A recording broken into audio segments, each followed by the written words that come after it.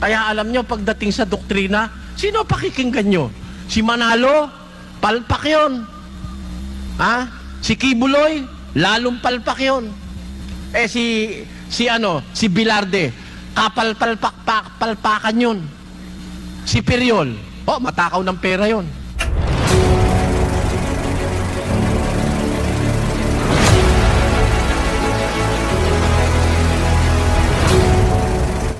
Okay mga kaibigan, sa araw na ito, kayo po'y aking inaanyayahan na makiisa sa akin sa pakikinig sa mga aral ng Biblia, doktrina ng Biblia. Yung mga bagay na dapat nating malaman para makita natin, kasi yung Biblia mga kaibigan, ito po yung isang guide natin. Makikita natin dito yung mga bagay na dapat nating malaman. So narito na po mga kaibigan ang video na gusto ko pong pakinggan natin. At yan nga po ang ating liliwanagin kung sino yung may karapatang magturo sa atin nung kalooban ng Diyos sa langit. Ha? Baka kasi kung kani-kanino lang kalooban ng matutunan natin. Sabi ni Almeida, lumundag ng 3 lundag, lalayas ang demonyo. Kanino kalooban yun? Kalooban ba ng Diyos yun o kalooban ni Almeida Bisaya? Yung manghingi sa daan ng pera, may dalang supot sa bus. Kanino kalooban yun? Kalooban ba ng Diyos yun? Yung mang pagkukurus ninyo, mga kapatid na Katoliko, na itanong nyo ng minsan man lamang na, sino kaya may utos nun? Utos kaya ng Diyos magkurus? Hindi ko nang aatake, tinatanong ko lang kayo. Have you ever wondered why you are doing these things? Bakit natin ginagawa yun? Nagkukurus tayo? Yun ba itinuro ng Diyos? Aral ba yun ang ating Panginoon na galing sa langit papunta sa lupa? Yun ang sabi ng dasal na dinadasal natin Sundin ang kalooban mo, thy will be done on earth as it is in heaven. Sundin ang kalooban mo sa lupa gaya ng sa langit. Yun ang ating pag-aralan. Yung kalooban ng Diyos, yung doktrina. Kasi yung doktrina po, Kastila yun Ang kahulugan ng doktrina, aral. Aral na tinutupad. Ayan. Sa Kapampangan, doktrina rin ang nakasulat Aral po yun sa Tagalog. Ang doktrina ng ating Panginoong Jesus. Yan ang pag-aaralan natin. Sino po ang magtuturo sa atin? Kailangan kayo man papasok kayo ng mag-aaral kayong abugasya. Siyempre, aalamin mo kung yung teacher mong papasukan magtuturo sa kolehiyo talagang lisensyado. Kaya ang unang-unang may lookout doon, yung may-ari ng eskwela. Titignan niya kung pasado yung kanyang iha-hire na guro na talagang ito may karapatang magturo. Aalamin mo kung yung magtuturo sa iyo may karapatan, dahil baka walang karapatan yun kung saan kadalhin nun. Baka kung ano ituro sa iyo nun. Yan po ang ating aalamin ngayong gabi. Sino po ang magtuturo? Sino ang guro na dapat nating makilala sa ating panahon? Yan po. Umpisahan po natin itong ating pag-aaral ngayong gabi. Yung guro na dapat magturo ng tunay na doktrina ng ating Panginoong Hesus upang tayo'y makatiyak sa kaligtasan. Kailangan kasi natin ito Pagdating po kasi sa kaligtasan, maraming usaping dapat na malutas There are so many issues involved in the issue of salvation. Marami, iba-ibang mga relihiyon, iba-ibang iglesia, iba-ibang tagapagturo. Sa Muslim, si Muhammad. Sa Seventh-day Adventist, the authority that they acknowledge is Ellen G. White. Sa Iglesia ni Cristo, ang sugong si Manalo. Yan. Yun ang nagtuturo. Sa Katoliko, ang pangkalahatang nagtuturo raw ay ang Papa sa Roma. Sinasabi yan ng Aklat Katoliko, mga kababayan, na ang nagtuturo, nagpo-promulgate ng mga dogma, mga kung ano-anong mga turo ng Iglesia Katolika ay ang Papa sa Roma. At huwag kayong magagalit, hindi po pang aatake ito. Ito po'y pagsasabi lang ng totoong nasa liksik namin sa relihiyon. That when it comes to faith, ang nagtuturo at walang mali ay ang Papa raw sa Roma. Pag nagsasalita raw ang Papa ex cathedra, ay ligtas siya sa pagkakamali. Yan ang paniniwalang Katoliko. Ito'y nandito sa isang aklat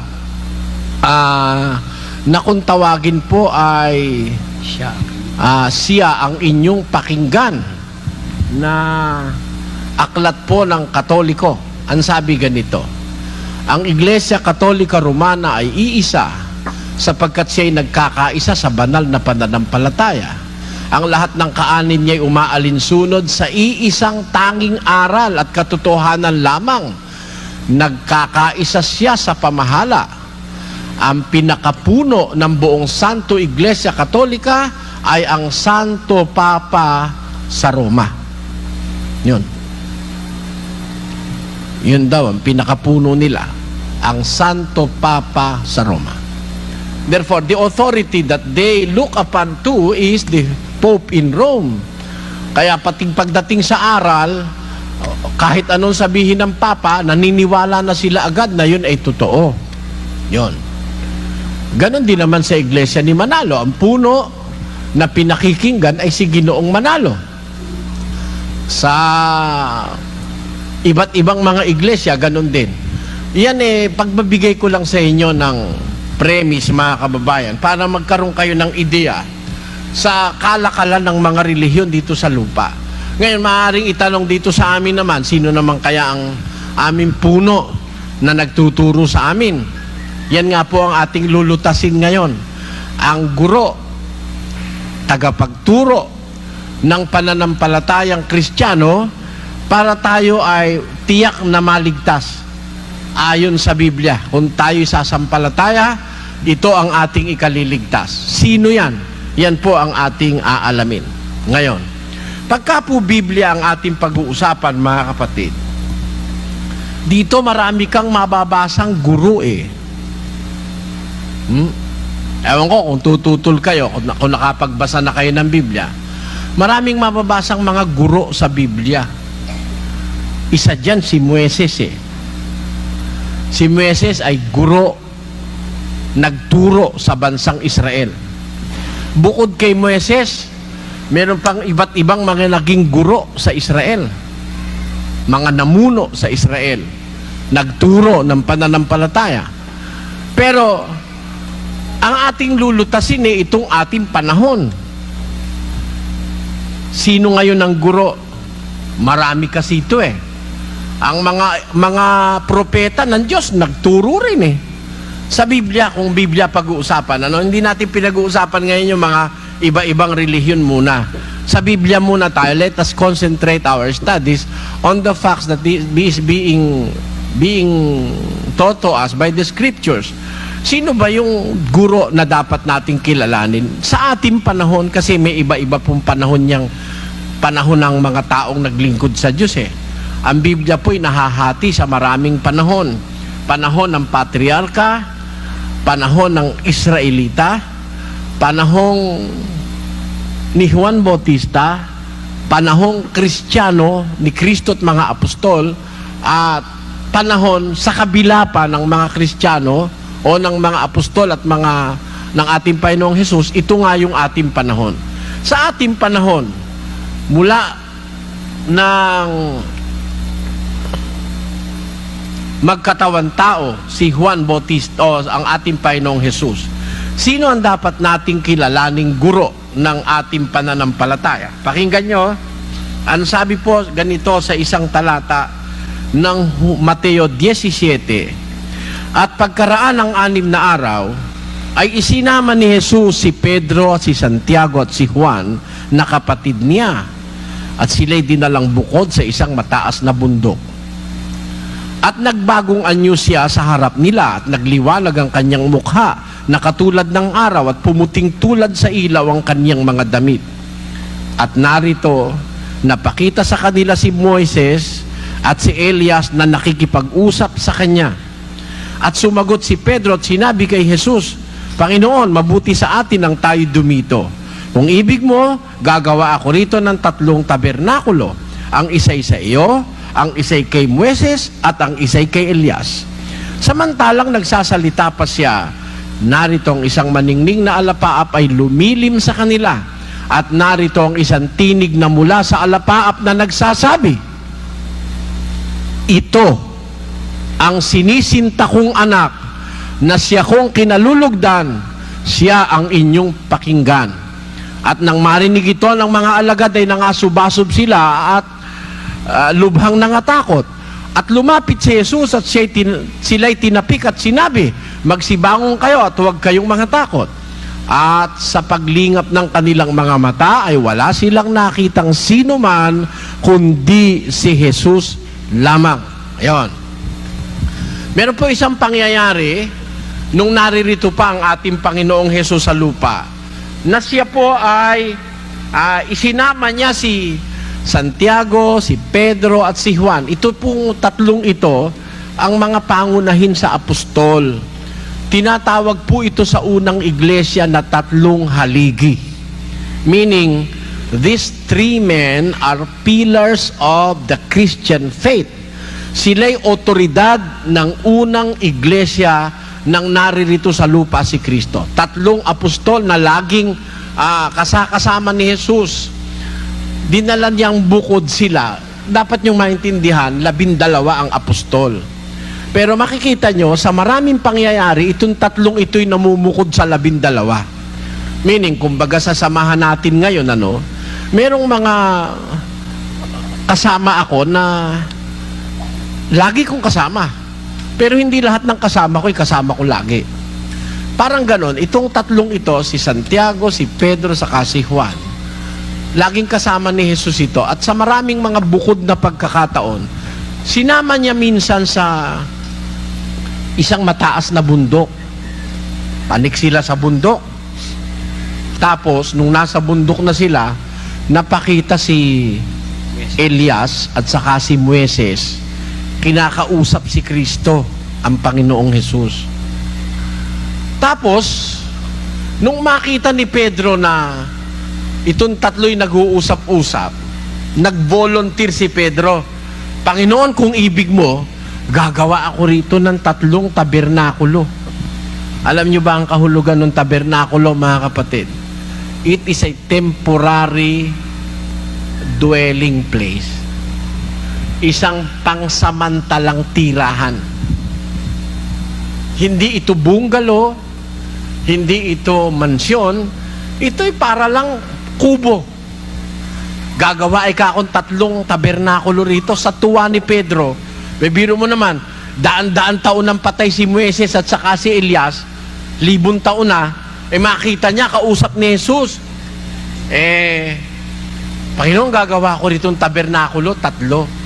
Isa'y sa'yo, isa'y kay Elias, isa'y kay Moises. Napansin nyo yon, mga kapatid? Siya hindi bali nang wala, silang 3. Doon na lang sila, sa tabi-tabi ron. Igagawa niya na lang ng tabernakulo, kasi siguro mapapagod siyang masyado. Pag 6 ang tabernakulong gagawin niya, isa kay Moises, isa kay Elias, at isa kay Kristo. Napapansin nyo intensyon ni Pedro, mga kapatid? Ang intensyon niya, magtagalti sila ron. Kaya gagawa ang tabernakulo. Kasi kung sandali lang sila ron sa ibabaw ng bundok, ba't naman kakailanganin pa ang tabernakulo? Ang intensyon ni Pedro, magtagal-tagal sila sa bundok at nagandahan siya sa nakita niyang pangyayari na nag-uusap 3 leader. Si Moises leader, si Elias leader, si Kristo'y leader ng pananampalataya ng mga taong naglingkod sa Diyos mula ng una. Kaya gagawa ako rito, Panginoon, 3 tabernakulo, isa kay Moises, isa kay Elias, isa sa'yo. Hindi natapos ni Pedro yung sinasabi niya. Samantalang nagsasalita pa si Pedro, narito ang isang tinig na mula sa alapaa, presumably yun ang tinig ng Ama, na nagsasabi, ito ang sinisinta kong anak, na siya kong kinalulugdan, siya ang inyong pakinggan. Incidentally, Iyon ang pamagat ng librong Katolikong sinabi ko sa inyo kanina. Siya ang inyong pakinggan. Ayan. Pero dito sa aklat na pinamagatang siya ang inyong pakinggan, ang itinuturong guro ang Papa. Ayun. Yun ang irony of it. No? Ang sabi nung tinig na nandun sa alapaap, ito ang aking anak, siya ang inyong pakinggan. Nasubasob yung mga apostol sa kapangyarihan ng tinig ng Diyos, nasubasob sila sa lupa. Ngayon, nakatakot sila. Tinapik ni Jesus, magtindig kayo. Paglingap nila, wala nang natitira, isa na lang, si Jesus lang. Ayun.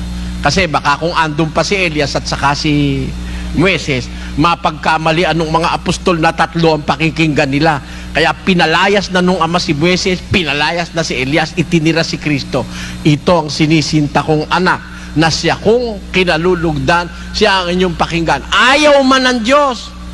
Ayaw ng Diyos na matupad yung sinabi ni Pedro, na gumawa ng 3 tabernakulo para sila'y magtagal doon ng kahit kaunting panahon. Baka maimpluwensyahan pa ni Elias at saka ni Moises ang pananampalatayang apostoliko. Isa lang ang dapat pakinggan at magturo sa mga Kristiyano, yung naiwan doon sa pangitain. Sino yon? Yon ang ating Panginoong Hesukristo.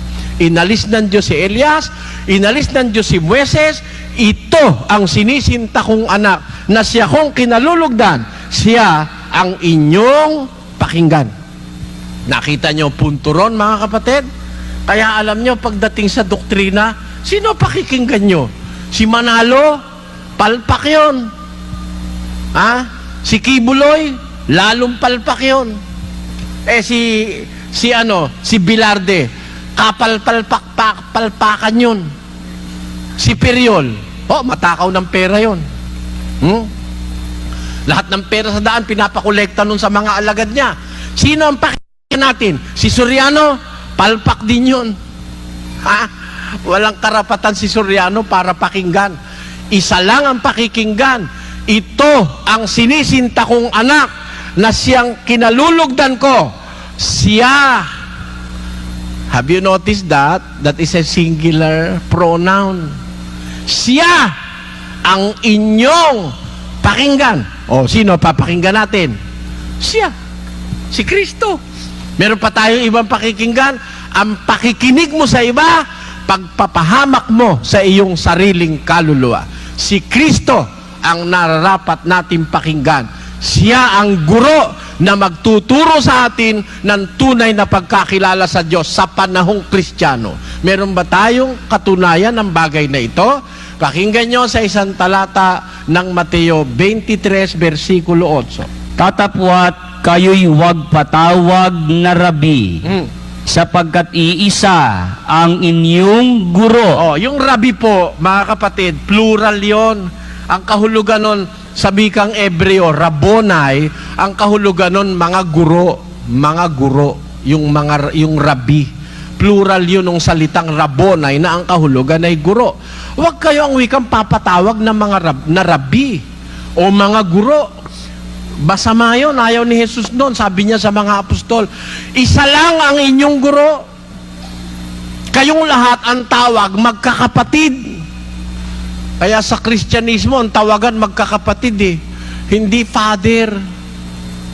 Diyan pa lang, palpak na ang Katoliko Ang tawag, father. Bawal yan Pakinggan nyo 23:8-9 ulitin natin. Tatapwat kayo'y huwag patawag na rabi, sapagkat iisa ang inyong guro. Ilan po ang guro? Ayan ang tawag nyo. Tuloy. At kayong lahat ay magkakapatid. Kaya sa Kristyanismo, ang tawagan kapatid Kapatid. Hindi sir. Hindi boss. Hindi among. Nung panahong Kastila rito sa atin, ang tawag sa pare, mano po, among. Tarantado. Anong among? Bakit? Yung among, amo yun Ay ano ka? Alipin. Lalabas ikaw mismo, napapaalipin ka, tatawagin mong among yung pari mo. Ito naman mga Katoliko ngayon sa ating panahon, huwag kayong magagalit. Ang tawag padre. Bakit mo naging padre? Anak mo yun. May pagka yung pare, naging anak niya yung pare, yung anak niya naging pare, ang tawag ng tatay doon sa anak padre. Binaliktad na. Hindi ba malaking kagaguhan yung ginagawa na yon? Ang tawag ng tatay doon sa anak niya, padre. At siya ngayon ang nagmamano po, padre. Ano? Saan mo nakuha yon?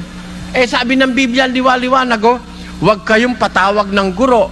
Iisa lang ang inyong guro, kayong lahat magkakapatid. At huwag ninyong tawaging inyong ama ang sinumang tao sa lupa, sapagkat iisa ang inyong ama.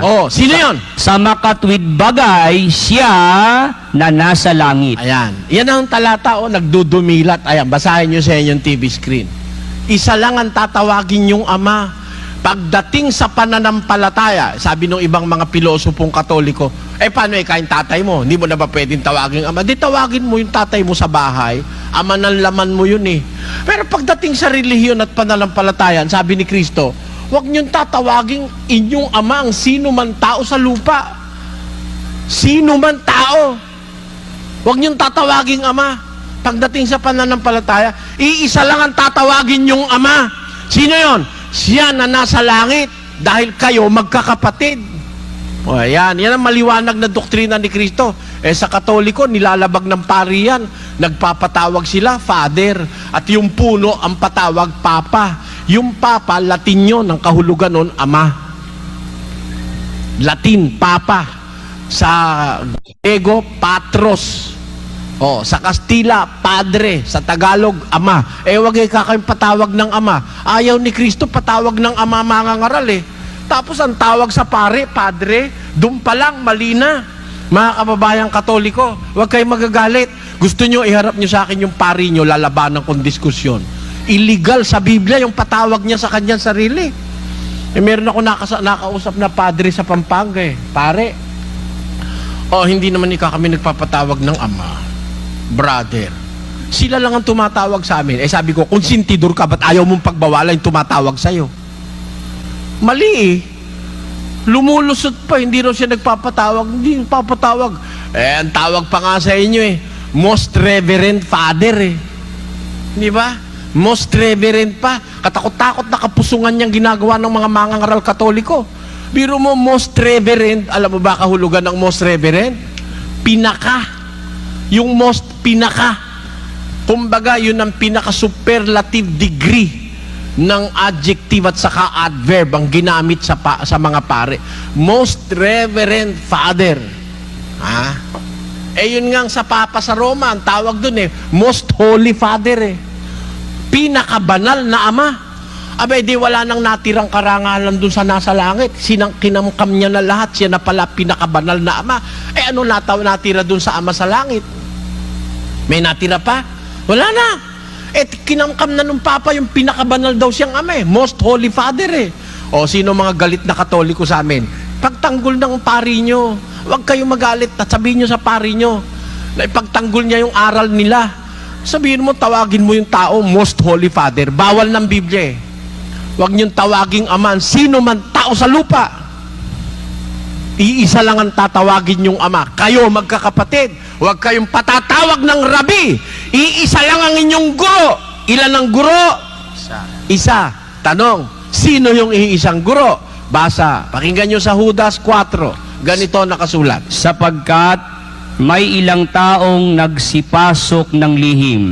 Yaong mga itinalaga ng una pa sa kahatulang ito, mga di banal, na pinalitan ng kalibugan ang biyaya ng ating Diyos, na itinatatwa ang ating iisang guro at Panginoong si Hesukristo. Sino po iisang guro ng pananampalatayang Kristiyano? Iisang guro hindi naman maraming paligoy-ligoy ang salita ni San Judas Iisang guro at Panginoon na si Hesukristo. Kaya po hindi kahit sino ang guro Ang guro si Hesukristo. Wala pong ibang guro. Kaya sino magtuturo sa atin nung doktrina Kristiyana? Sino? Si Kristo.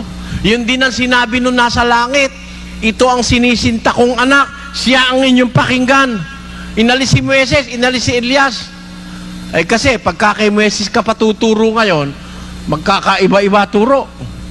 Then yung ginawa ng born again, kumuha ng kapiraso kay Kristo, kumuha kay Moises. Ano kinuha kay Moises? Yung mga ikapo. Ikapo, kay Moises kinuha yon. Hindi batas ni Kristo yung ikapo eh. Yes. Ba't sila bumabalik kay Moises? Kasi malakas pagkakitaan yung ikapo eh. Pag kumita ka 1,000,000, 100,000 sa pastor. Pag kumita ka 10,000,000, 1,000,000 sa pastor. Biro mo, wala siyang kapagod-pagod. Nagbasa lang siya ng Biblia, may 1,000,000 na siya. Paano yung may-ari ng San Miguel? Kung kumita bilyon-bilyon. Pag kumita ng 1,000,000,000, ang pastor niya ikapo, ibig sabihin, 100,000,000 ang para sa pastor. Kumita yung San Miguel nung isang taon ng 5,000,000,000. 500,000,000 yun sa pastor. Laking pera nun. Kaya kumukuha sila ng turo kay Moises. Samantalang sa panahong Kristiyano, iisa lang ang guro na dapat nating kilalanin. Walang iba kundi ang ating Panginoong Hesus.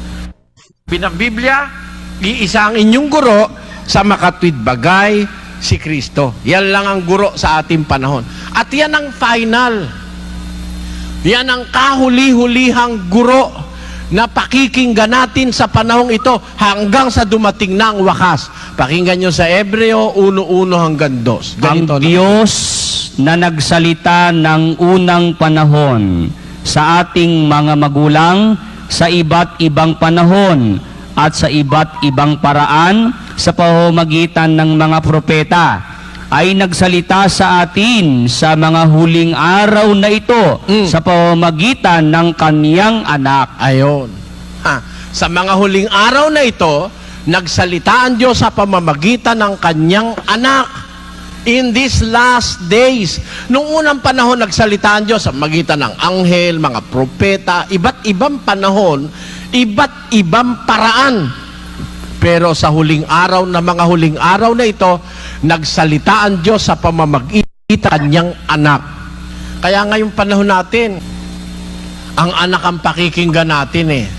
Pagka hindi tayo sa anak nakinig, magkakamali tayo eh. Maraming pwedeng pakinggan. Yung iba, sa Biblia nga nagbabatay pa eh. Yung mga Pentateuch believer sa ating panahon, yung mga Jews na sinasabi nila sila raw Jews, ayaw maniwala kay Kristo eh.